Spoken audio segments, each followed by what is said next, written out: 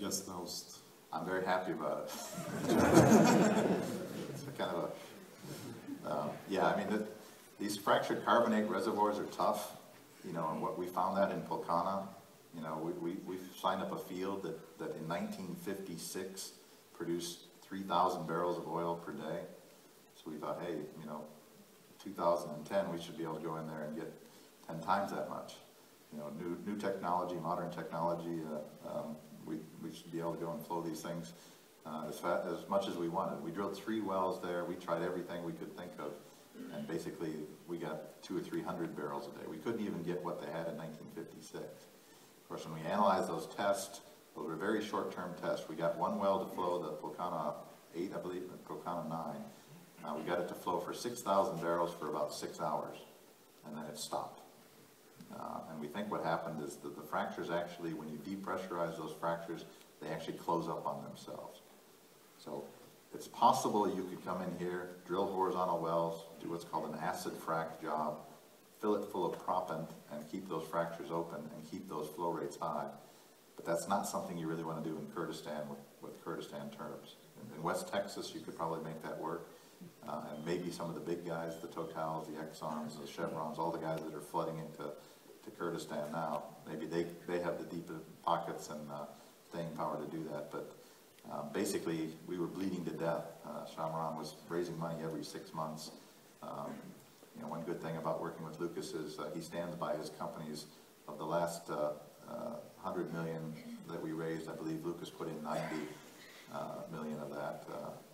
One's at 90 cents, one's at 50 cents. So we like to say in the lending group, when it rains and you're standing under the lending umbrella, it's very comfortable. When the sun is shining, sometimes you think you don't need Lucas and the lending family, but certainly when it starts raining, you're very happy that the lendings are supporting you and behind you. Hello. I suppose you use the Weatherford rig at Nagima and Twiga. Do you use their system log while drilling at those holes? Yeah, we do have MWD logs. So we log while drilling. It's not a very complex suite. It's mostly just resistivity and gamma ray, so we can kind of see if we've got sands and potential oil. The Weatherford rig was a real challenge, and drilling costs here, we paid over $60 million for that first well. It was a bit of a train wreck. It was AFE'd for $30 million. It was supposed to take 60 days. It took over 120 days. Part of it was the Weatherford rig was in very bad shape. So we corrected that. We've rebuilt that rig, basically the parts that were in bad shape, and we think it's functioning well now. Part of it was that we used the wrong mud system. We used freshwater mud and it reacted with the clays. And when it did, we ended up having to sidetrack that well. The other thing that happened is we found too much oil. We hadn't planned to do all this evaluation, so we ended up running a lot of different logs, a bunch of different MBTs. That's a problem I can live with. If we find too much oil again, I'm happy to spend the money on that.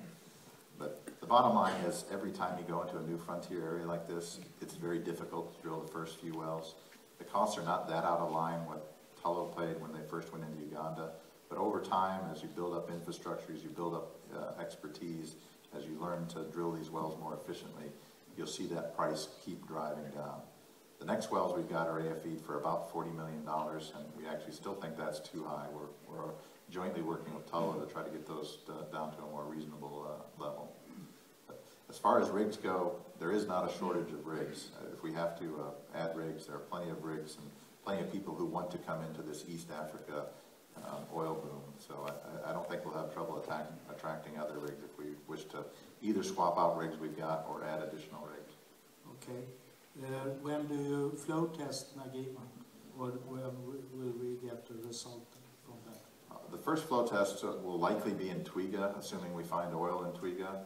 The test equipment is now mobilized, so if we find reservoirs similar to what we've got in Gamia, we'll actually test them in Twiga first, which will give us a pretty good indication what we're going to get in Gamia.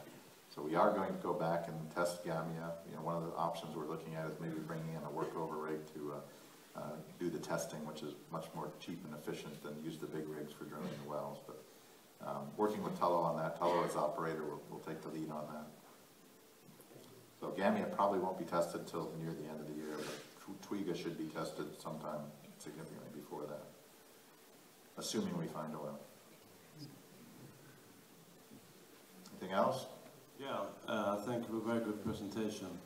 Can you comment on the security around oil rigs? How do you protect yourself against terror attacks? Yeah, security is something obviously we take very seriously. I mean, my rule of thumb is I go visit all my operations. I would never send anybody to a place that I wouldn't go myself. So we work in all countries, and we've done this for 30 years. You know, the government of the respective country is the one that provides the security. So in all countries, you know, we tell them where we're going, and we work jointly with them with security advisors on a plan.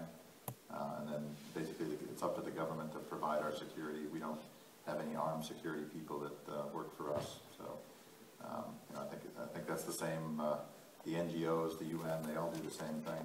They all work with the government to use their security forces in a protective manner.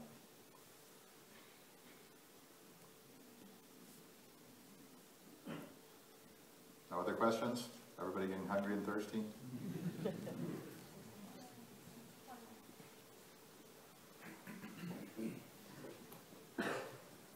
You have no royalty problems anymore with any of the governments involved? Yeah, there was I think you're probably referring to that Bloomberg article where the Turkana people were asking for a bigger split. They wanted 30%. It was somewhat inaccurate reporting because it's not out of our share. What they were arguing for is to take a bigger share of the government side of the revenue.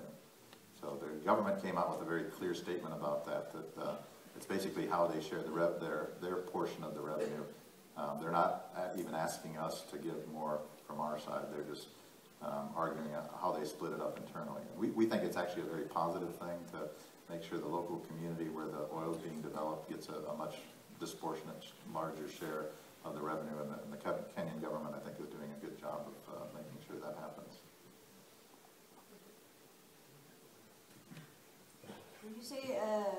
When you say that the government will be getting their own share, well, what about the people? Yeah, I mean, the government is the people. Hopefully it does not get into the deep pockets of the thieving politicians. I think you're probably referring to the Nigeria model, we like to call it, where a bunch of small politicians rake all of the oil profits off and keep them for themselves. I think those days are long gone too. I mean, the IMF, the World Bank, the NGOs, the US government, the UK government are all very focused on this issue. And to me, it's all about transparency.